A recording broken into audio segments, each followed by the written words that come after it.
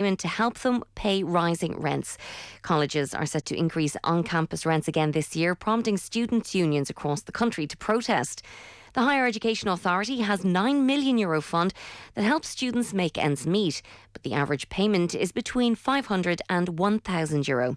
President of the USI is Lorna Fitzpatrick. She says something needs to change. The rents are continuing to increase, and the universities across the board made that decision recently again to increase the rents between 3 and 4%. It's an issue that continues. Financial support like Susie hasn't been reviewed since 2011 when it was actually cut. And that's it for now. We'll have more in an hour. News Talk Weather. Thanks to the AA. For great value van insurance, go to the AA.ie. Tonight will be mild, misty and mostly cloudy with further outbreaks of rain and drizzle and lowest temperatures of 7 to 10 degrees. And now you're up to date on News Talk. Off the ball. This is News Talk. Hello there, you're very welcome along. So, there is much to discuss. Six Nations weekend threw up its fair share of talking points, I think you'll agree. No France-Ireland game this weekend coming. Keith Wood and Rory O'Connor with us after 8 o'clock. John Duggan from Cheltenham this hour. We have Davy Russell from Cheltenham in the next hour, so we'll keep you well covered. Vera Pauw on the show as well. Ireland won on Friday night against Greece. Montenegro next up this Wednesday. And the football show as well. Pat Nevin on various things, the Manchester Derby. Billy Gilmore, of course. 53106 is the text number. We're at Off the Ball. Dan McDonnell also on the football show and here now. Hello, Dan. Hi, Joe. Richie McCormack, hello to you. Joe, how are you? What a weekend, actually, for the Scots. Send the French packing. Billy Gilmore running the show Stamford Bridge. Scott McTominay whipping the ball home in the Manchester Derby.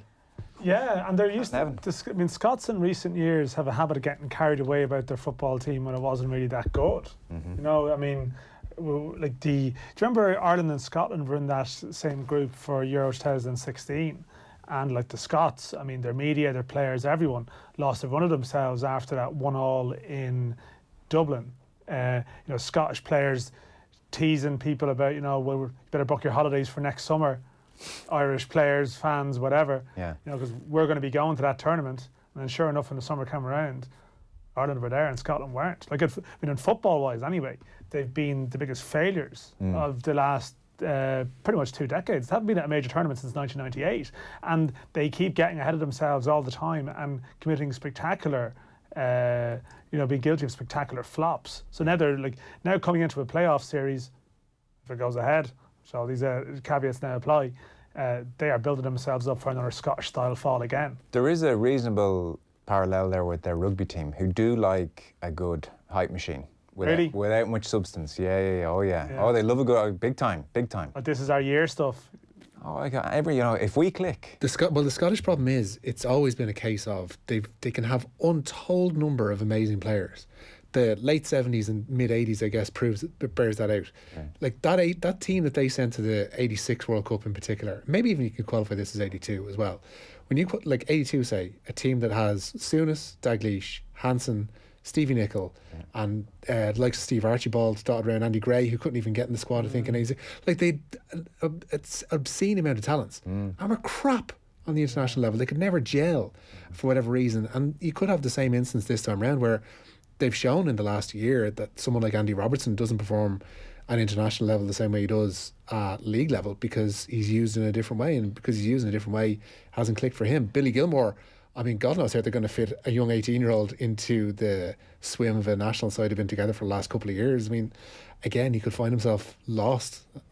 Yeah, it's funny. I think, you know, we as a nation, we probably, I don't know where our self-esteem levels are at, or we always have this thing that, you know, Irish sides are better as underdogs. You know, we're not good favourites, whatever it might be. But the Scots sometimes would view the Irish team as like winners. You know, like they don't know how to keep doing it. They think we're terrible, and yet they watch Ireland like qualify for tournaments or qualify for playoffs of tournaments. Like they have, you know, Ireland have been to 1, 2, 3 tournaments since Scotland have last been to one. Mm-hmm. And like Scotland is a football mad nation. Like, you know, per capita highest attendances in Europe. And yet they like their international record is deplorable. But maybe it's all It's all going to change. I'll be honest, Dan, I didn't expect the start of the show to turn into Scotland bashing, but here we are. Why did you bring it up then? Well, I was saying it was a good weekend for the Scots. I did my intro, and it suddenly occurred to me, we have Pat Nevin talking Manchester Derby, Billy Gilmore. Yeah. He's a big Billy Gilmore fan, is Pat. Scots beat the French in the rugby. No, I see what you did. Well, it just hit me as I went through the various stories. Screw the Scots. Yeah. Screw them and their newfound success. There's more you had going something on. else better lined up, obviously. But I was going to ask you, are you excited about Cheltenham? Oh, I am. Which obviously should not be going ahead. Well, should any event be going ahead? No. I mean, this is the thing. Sorry, no. Yeah, like this is the thing, you know, yeah, Sorry, the Masters should, but everything else, yeah, no. this is the thing. You're like the Masters. Good Sure, God. it's plenty of isolation there. Everyone's probably 5 meters apart anyway. I don't care if the crowd are at the golf. Like, just play the golf without them. I know you Real game with the people again, Joe, isn't it? Yeah. Oh, yeah. Real game with the people. Sorry, the patrons at Augusta National are the people. But generally, you just want to watch the golf. Screw the people on the outside. Yeah. Yeah, you see, how do you like that now? No, of course. I mean, what should be going ahead? I don't know. We're not experts to offer expertise. You can try and convince yourself in any which way you want. Oh, it's outdoors. Whatever it might be, you can produce some argument, and whatever feelings you might have about it, I will still be glued to it for the next 4 days. Is this being billed as? I mean, look, I know every Cheltenham is fantastic, and the quality is always very high. With the 2020 vintage, what are we expecting? Like I don't think it's no different. It's no different to any other in that sense. It's just there's fever pitch excitement. It just changes from year to year. The Champion Hurdle tomorrow is normally.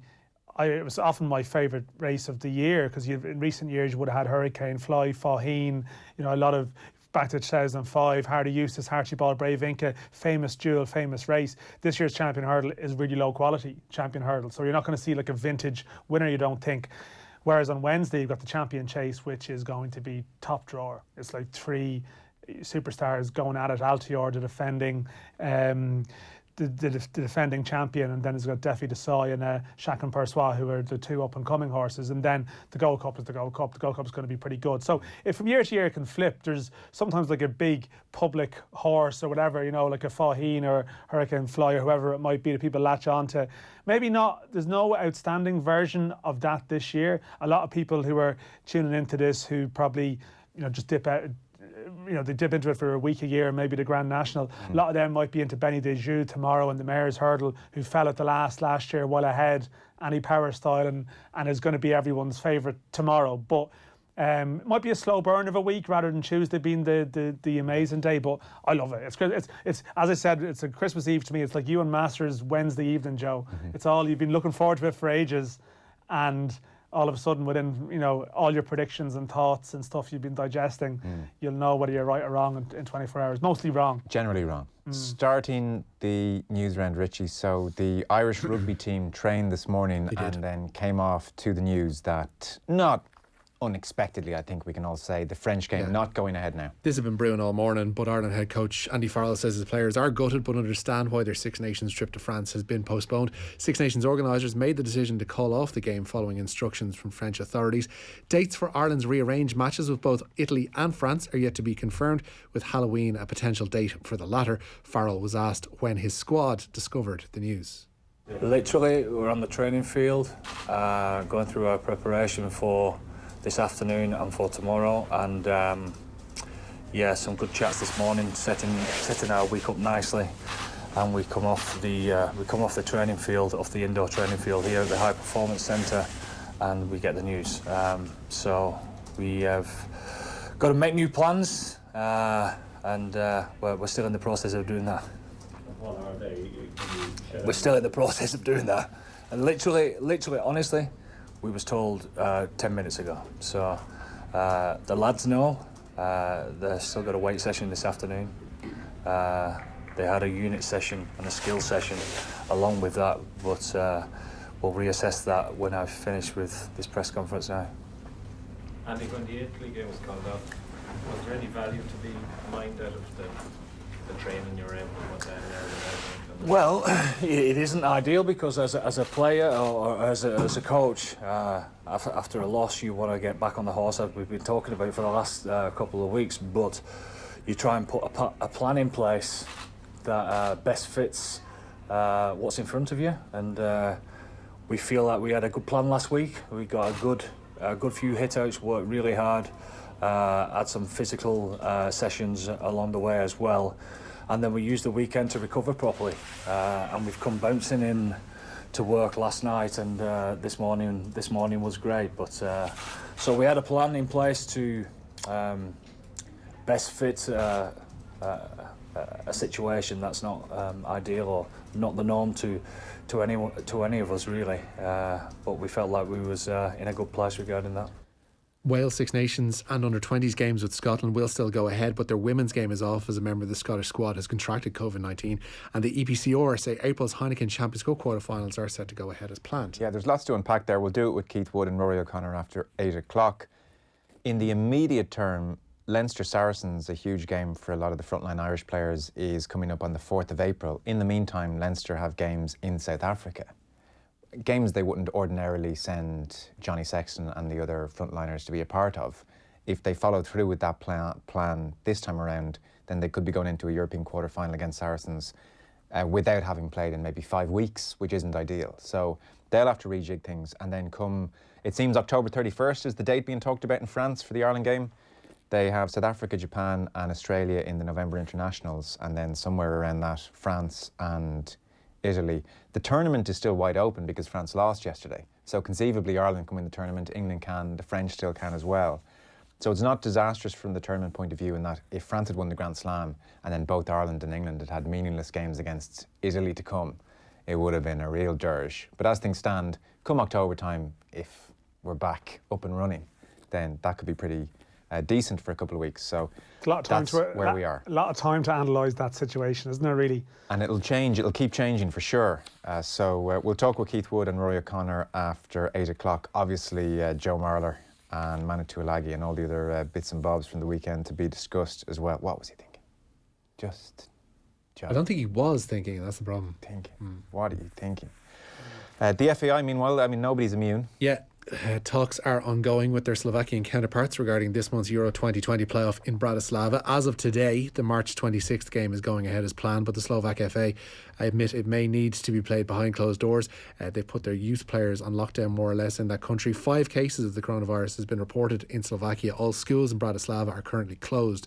2,200 Irish fans are due to travel to the Slovak capital for the game. What's the feeling down behind closed doors? Well, yeah, I think it's a very strong possibility. I think there's stuff going on this evening. I think, I'm not sure if it's confirmed, Richie, as such, but there's some talk that the Slovakian authorities are now looking at banning sport there for the next 2 weeks. Which would bring you up to like the 23rd. So the Premier League was going ahead over there as planned for the time being, but the lower leagues, I think, we're going to be somewhat curtailed. There are the schools I mentioned closed today, probably tomorrow, and definitely the colleges and secondaries are closed until Friday. And I'm just after seeing in the last while as well, this is separate to it, but Madrid's universities and schools and stuff are going to be closed for the end of the week as well. So pretty much nowhere, as you mentioned, Joe, is cut off from this. Yeah, no, it does seem that Slovakia, even across the day, their response, because Slovakia actually were quite late to have even any case at all, and it just seems like in the last 24 hours, they've really stepped it up there. Yeah. Like I see Israel this evening are just, I think anyone coming overseas into Israel is now going into quarantine, basically. Okay. So my suspicion this game, like it's not looking great. There's an ice hockey stadium next to the match venue for Ireland that's been closed up. So I think anyone who's obviously bought tickets, I know a lot of people, they'd be in touch with media outlets, people, what's going on. You can't tell anyone anything at the moment, sure. But it's certainly worrying. Yeah, it was quite something to watch Inter Juve behind closed doors. Jeez, I mean, can you imagine? Like, just good. This is a game, and it's nothing is bigger than what's going on. So let's put everything in. Of course, we put everything in that context of perspective. But this is Niall Quinn has sort of said it. It's the biggest games Irish football have had in some time, and to think you could place it into that environment of closed doors environment. I mean, it's a different game. It really is. Yeah. Bosnia or Northern Ireland would, you would imagine, be the same story. Well, it's funny that the Bosnia are playing in Northern Ireland. And Bosnia at the moment, their message seems to be way stronger that everything is okay for now. But again, it's 2.5 weeks away. So give it a week. You can read plenty of things about this, and they tell you, the worst is to come, you know. So although no one can be too confident. Interesting take from the UK Department of Culture, Media and Sport. Yeah, they met today and decided that there's no rationale to postponing sporting events in Britain because of coronavirus. It follows a meeting between senior government officials, sports bodies and broadcast partners. The Cheltenham Festival so gets underway as planned tomorrow, and Jockey Club Regional Director Ian Renton has told our John Duggan that they're taking appropriate measures with the coronavirus in mind. What is the latest situation with the coronavirus? We've heard from government again today, with the Culture Secretary confirming that as of the moment we have business as usual and that all major sporting events will continue. You're not expecting that to change now between now and Friday? We're not anticipating any change, so we can look forward to the 4 days that everyone's been waiting for. You kind of wonder though, I mean, I'm very conscious of saying this while in a broadcast studio, but like broadcast partners, the extent to which they should have like a say in this is sort of limited. They obviously have to run, you know, things by them in terms of closed doors scenarios and what could you do and what not. But I mean, I did hear, I think it was John Crown this morning on the radio, I think it was on News Talk, saying that these decisions should be made just by experts. Oh, completely. You know, like what sponsors and broadcast partners and even sports bodies to a degree, they obviously have to offer logistical and practical advice on how, you know, permutation A, B, C, D, E or whatever. But beyond that, I don't see what they have to offer to the talks at all. Unless you're a medical expert, you've no business deciding one way or another. Unfortunately, human nature is such that money makes the world go round, and so that is why these stakeholders have to say. But it's not the right way. It's not how it should be. No. It's just like this thing. Why are we taking risks with any of this stuff? It's just sport. I appreciate the economic impact is significant, but the economic impact of this is going to be felt massively regardless. So why take a risk would be my feeling. And Dan, I'm saying that with a 3-hour show every evening. I suppose, yeah. And things are going to get interesting around here. And there's going to have to be like, and let's go back into the memory bank again. But like the collective. There's going to have to be some kind of collective agreement from people, you know, that like people are talking about dates and games and calendars and schedules and like, you know, you're sort of running the wrong way up an escalator to some degree, you know, like that there's an element of like just agree to some kind of deferral of events and push the sporting calendar back or whatever it might be if this is what is necessary. That's what's going to happen. Italy have decided to do that now, Richie. More or less, yeah. The Italian Olympic Committee have recommended a complete shutdown of sport in the country until April 3rd. All Serie A games were played at the weekend behind closed doors. It should be noted, though, that the Olympic Committee's jurisdiction doesn't spread to UEFA or indeed FIFA matches. So as things stand, Inter's game at Getafe on Thursday still going ahead. But Wednesday's Champions League second leg meeting of PSG and Borussia Dortmund will be played behind closed doors. Paris police confirmed that fans will no longer be allowed to attend a game into which the Bundesliga side take a 2-1 first leg lead. The FAI, for their part, have dispensed with pre-match handshakes for all games under their jurisdiction. The directive will remain in place until further notice. And FIFA have postponed all World Cup qualifiers in Asia during the forthcoming international breaks in March and June due to coronavirus fears. However, nations will still be able to play their fixtures if both FIFA and the Asian Football Confederation are satisfied with the safety of all individuals, meets the required standards, and both countries agree. Joe Marler cited, no surprise. Yeah, for interfering with the groin of Wales captain Alan Wynne-Jones. The incident occurred in the first half of England's 33-30 win at Twickenham on Saturday, but was missed by officials at the time. Marler will appear in front of a disciplinary committee in Dublin on Thursday. Courtney Laws, meanwhile, has also been cited for a dangerous tackle, also funnily enough, on Jones. Alan Quinlan gave his view on the Marler incident on this morning's OTBAM. I'm divided on it. I think, obviously, it shouldn't have happened and it's wrong. I think, and I do respect people's opinion as regards yours, and I looked at a lot of stuff on social media over the weekend since it happened. I think he was obviously messing. I don't think it was he knows Alan Wynne-Jones pretty well. They would have played in the lines together. So I don't think he's doing it to try and we were chatting about it earlier, I do take the point from you, Gerard, that if Alan Wynne-Jones punches, is he trying to get Alan Wynne-Jones to punch him? I think he's messing. That's my thought on it. I'm very open to being challenged on that. Yeah, the lads did challenge him for sure. That was an OTBAM this morning, Gerard Owen alongside Alan Quinlan. The entry-level ban for the offence he committed is 12 weeks. It can go up to 24 weeks.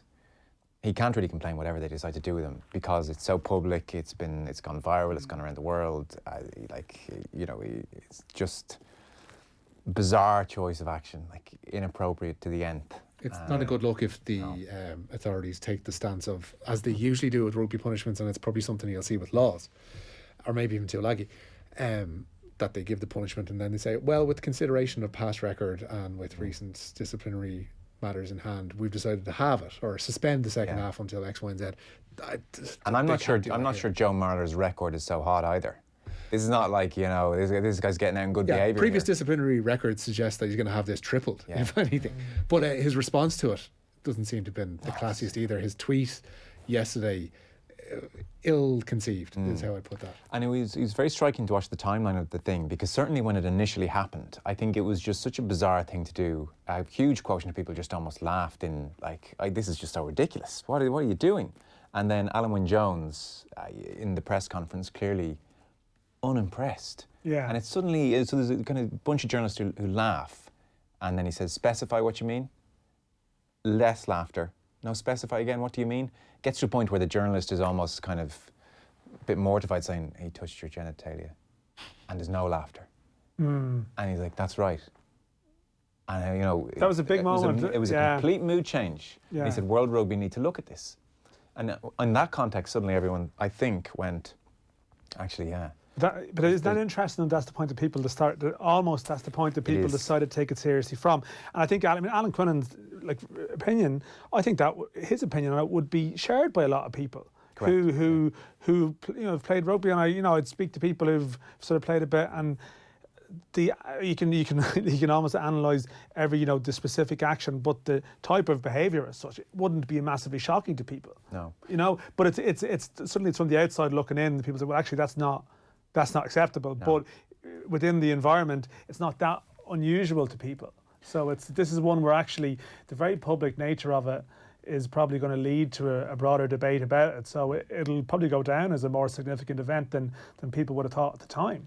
And to stress, Alan Quinlan, and I think it was in that clip, he must have said half a dozen times, lads, No, he was wrong. It is wrong. Yeah. I accept it's wrong, but I can't feel how I don't feel. I can't fully go along with. It's probably been around environments where similar things have happened. And he conceded that point. He said, I've grown up in this environment a bit, and this is how I see it.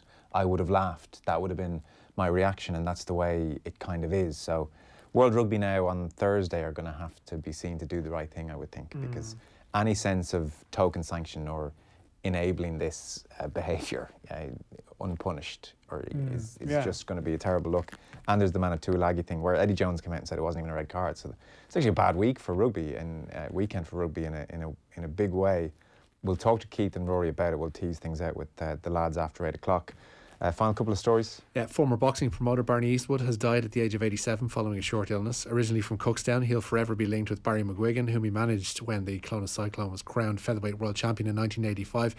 Also, he scored 4 points for Tyrone in the side that beat Dublin to claim an All-Ireland minor title back in 1948. Third place Leicester, aiming to win their first game in the top flight since January when they host Aston Villa in the Premier League tonight.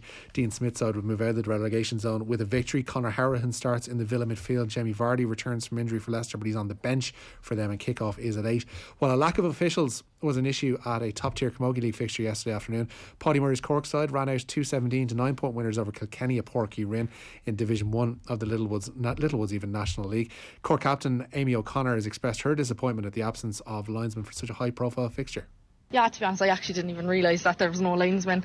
I did hear one of the Kilkenny players giving out about it, alright. But yeah, it shouldn't happen. It shouldn't. It's a National League game. It's Cork versus Kilkenny, a big game, and in these games, a small decision can make a big difference. So there should be linespeople. That's not good enough. Camogie Association themselves say, unfortunately, at a number of the weekend's fixtures, there was a lack of full complement of match officials. It was due to a severe shortage of officials due to fixture congestion, predominantly resulting from the recent poor weather. They say that they're looking into the matter. Okay. Somebody says perhaps the authorities are using Cheltenham as a test case to see if people catch the virus. Jesus, that's grim. I mean, I don't think they are. I don't think we need to test that out. I think people are going to catch the virus. I don't know. People are catching it. It's a Tory government. It's the kind of thing they would do. Well, the jury is in. It's contagious. I mean, well, the view definitely does exist in the government over there that there is an argument for let's just see how it pans out. To be fair, the texter goes on to say, if a load of people who attend Cheltenham are very sick in 2-3 weeks' time, then all other gatherings, sports or otherwise, are just gone for the rest of the year. They have to be. So the texter was making that point. Like the guinea pig. Yeah. I mean, I'd rather the guinea pig wasn't an event with like truckloads of Irish coming over and back. Yeah. I just would prefer if it wasn't. It's more of a selfish point of view you're expressing, Joe. I would accept that, but that's how I feel about the matter. I know some people going to this Cheltenham who might be going to the Masters as well. So I mean, you just need to think about, you know. Well, they should self-isolate. Yeah. Let them be the guinea pigs in their own homes now. This is what it all boils down to. It's the Masters, isn't it? Forget Scotland. No one hypes their rugby team up like the Irish and constantly ends up with egg on their faces. Oh, listen, I'm not disputing that, but I was talking football terms. Rugby. Okay. Yeah, that's fair enough. Oh, don't give Dan 2 chances to put the boot into rugby. I'm just saying that we're actually even need one. Well, I think that in a football context, generally we regard ourselves as losers. We know you hate but rugby. Actually, in Scotland, they think that we're the football team that gets things done. We know you hate rugby. It's fine. Can't even deny it. Richie. There's a text in. I would be interested actually to check this. What was the reaction to the Vinnie Jones Gaza incident at the time, lads? It's still a case of, you know, hilarity in some people's eyes, but I think you're able to view these things with a slightly different tinge and realise that it's not right in any respect. Yeah, but you just know if there's an after-dinner speech where it was brought up, there'd be laughter just like there was. Like, there's no doubt. Like, you know, I'm familiar of stories of dressing room tales, more hijinks between teammates rather than sort of like, you know, trying to wind up an opponent, but like, still happens. Like, you know, so. And actually, interestingly, and sorry, this is really getting down into the weeds of the thing, because Will Greenwood was making this point on Sky Sports News today. If you look at the Gaza Vinnie Jones thing and you look at Law 9.27, which is the rugby law that was transgressed here at the weekend, that talks about, it uses the words grabbing, twisting or squeezing, you know, which is really, you know, that's what Vinnie Jones was doing to Gaza. You know, there was malice in it, whereas Will Greenwood was almost making the argument on Sky that, well, technically, looking at those words, the words of the law, Marler wasn't doing any of those things, so perhaps it's a strict word and maybe no ban, you know. So that's Can we not live in a world where ridiculous people we're getting with don't this. touch people's genitalia? Let's finish on that point. Without censure. Can I finish on another one, actually? Yes. Wolves have just tweeted to say that the Greek government and UEFA confirmed that Thursday's Europa League meeting of Olympiacos and Wolves is going to be played behind closed doors as well. So this is starting to bite across Europe. Okay, I suspect that will really accelerate in the next few days. It's now very hard across Europe to play matches in front of crowds when we're starting to see the behind closed doors thing take hold. I think it becomes, but that's what I was saying, the Bosnian attitude today was surprisingly strident, but I mean, it's out of their control. You know, the trend will kick off, I think, yeah. Vera Pauw is up next because, well, she's very busy at the moment. Montenegro coming up on Wednesday. Then we'll check in with John Duggan at Cheltenham. Then after 8 o'clock, we have Keith Wood and Rory O'Connor, followed by Davy Russell, also naturally enough at Cheltenham. And then myself, Pat Nevin and Dan on the football show between 9 and 10. So Vera Pauw next. Off the ball On News Talk. And they're off! I'm Hayley Turner, and as a jockey, I know it's all about winning. Second place just won't do. Unless, of course, you're with Mansion Bet. If your horse finishes second in the Supreme Novices Hurdle at the Cheltenham Festival, we'll pay you as a winner! Get it ready! MansionBet.com. New customers only. Enter code SUPREME. Minimum bet €10, max 20. First valid bet only. Max payout €500 in cash within 24 hours. Full